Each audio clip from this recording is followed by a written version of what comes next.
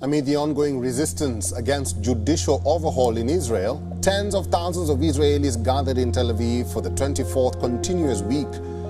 The legendary Pool of Siloam, steeped in biblical significance, emerges from the shadows. In an unprecedented endeavor, the ancient pool is undergoing a full excavation, offering a once-in-a-lifetime opportunity for visitors to bear witness to the unveiling of this sacred site. Join us as the mysteries of the Pool of Siloam are unraveled before our very eyes, rewriting the narrative of our collective past.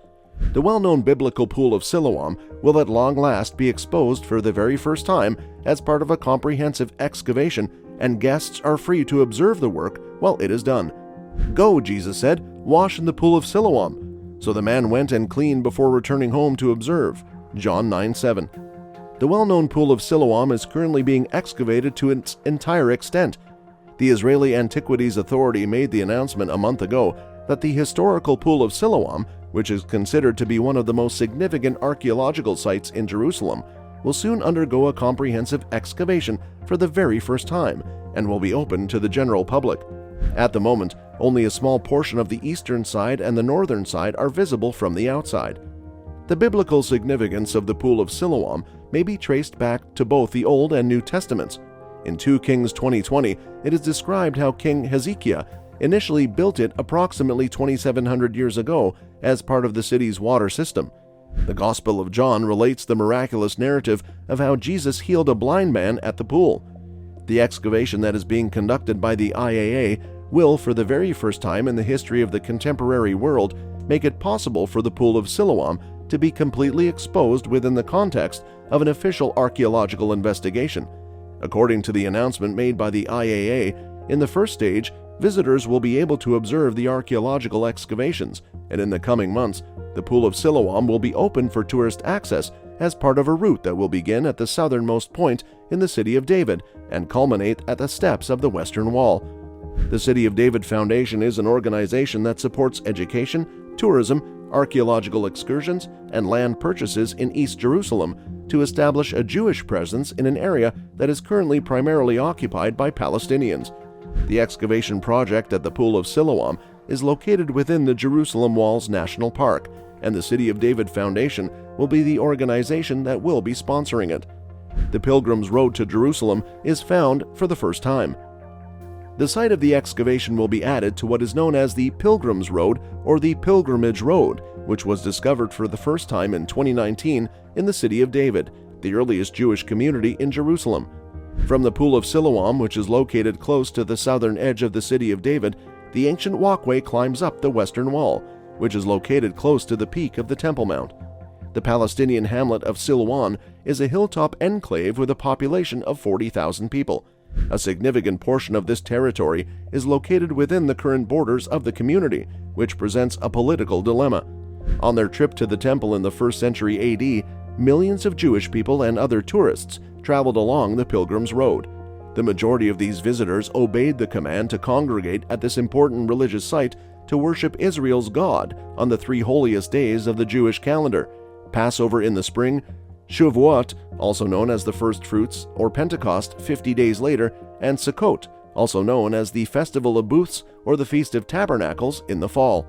Every able-bodied Jewish male was obligated to make the journey to the temple during the 3 pilgrimage festivals to participate in the offering of sacrifices there. The impressively wide roadway, which included enormous stone paving slabs that were 25 feet wide, was the primary route that led from the Pool of Siloam to the temple. At the Pool of Siloam, worshippers would perform ritual washings before ascending the 700-yard ascent to the temple. The first excavations of the road started near the pool, and as the dig went uphill, workers were obliged to dive underground beneath the bustling district of Silwan above to uncover the buried stairway. As workers dug horizontally in a tunnel-like pattern beneath the modern streets and residences, steel support beams had to be inserted every few feet to reinforce the roof above. This difficult condition compelled archaeologists to be innovative to overcome the challenges presented by the situation. The unearthing of the Pilgrimage Road was a groundbreaking scientific achievement of biblical proportions. Unlike most archaeological digs, which begin from the ground up, this excavation was done subterraneously, beneath the hustle and bustle of modern Jerusalem. Doran Spielman, vice president of the City of David Foundation, wrote in an opinion piece for the Times of Israel, this excavation was done beneath the hustle and bustle of modern Jerusalem. Dozens of fiber optic cable cameras were used to decipher where to excavate, Spielman added. At the same time, maps and diagrams created by archaeologists over the last century and a half paved the way forward. The protracted background of Siloam's pool, according to the International Archaeological Association, the Pool of Siloam has been an archaeological and historical site of national and worldwide importance for more than 150 years. In 1880, the well-known Siloam inscription was found inscribed on the wall inside the water tunnel that led to the Pool of Siloam, close to the location where the Pilgrim's Road first began. The ancient Hebrew inscription, which can be viewed at the Istanbul Archaeological Museum in Turkey at present, details the construction of the tunnel by describing how it was dug from both ends and brought together in the middle. In the 8th century BC, King Hezekiah of Judah constructed a tunnel that extended for 1,750 feet from the Gihon Spring to the Siloam Pool. The purpose of this construction was to divert Jerusalem's water supply away from the Assyrian invaders and into the city itself. Does not the book of the Chronicles of the Kings of Judah contain a record of the other events that took place during Hezekiah's reign, including all of his accomplishments and how he constructed the pool and the tunnel through which he carried water into the city? The New International Version of 2 Kings 2020. In the 1890s, F.J. Bliss and A.C. Dickey led a party of British and American archaeologists in continuing excavations at the Pool of Siloam. They were successful in discovering parts of the steps leading up to the pool. In the later part of the 1960s, the British archaeologist Kathleen Kenyon also conducted excavations at the site, where she discovered additional stairs. In 2004, the Jerusalem Gihon Water Company discovered additional steps while working to repair a sewage system. After that, under the guidance of Professor Ronnie Reich and Eli Shukron, the Israel Antiquities Authority started a methodical excavation to reveal the northern and some of the eastern sides of the pool.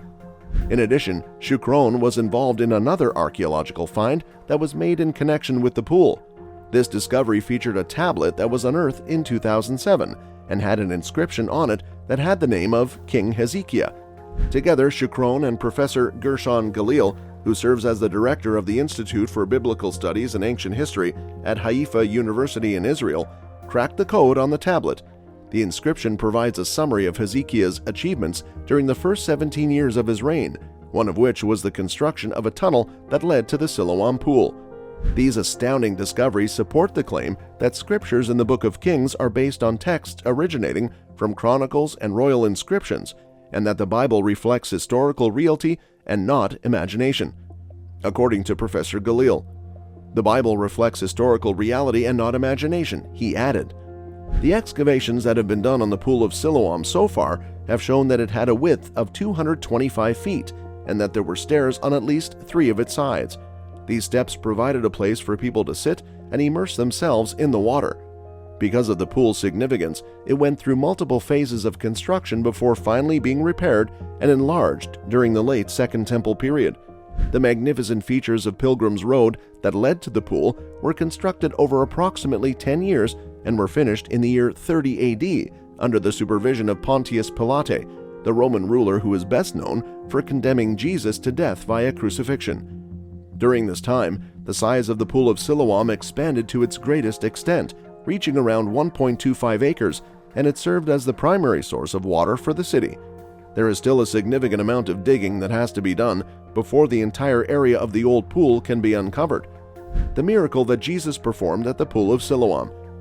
At the time of Jesus, the Siloam Pool was a lovely location that was paved with fine stones and served as a ceremonial bath or mikveh for the thousands of pilgrims who stopped there before continuing on the Pilgrim's Road through the city of David and onto the temple. This occurred before Jesus' time. Jesus is credited with performing one of his legendary miracles here. In John 9, the Apostle John relates the miraculous story of Jesus curing a blind man at the Pool of Siloam. This event took place in Jerusalem. As Jesus moved along, he came across a man who had been blind from birth. Then his followers came to him and questioned, "Rabbi, who sinned, this man or his parents, that he was born blind?" Jesus responded by saying, "It was not that this man sinned, nor did his parents. Rather, it was so that the works of God might be displayed in him. The works of him who sent me must be worked on while it is still day, for the night will soon come, and then no one will be able to work. For as long as I am on this earth, I will be the light of this world."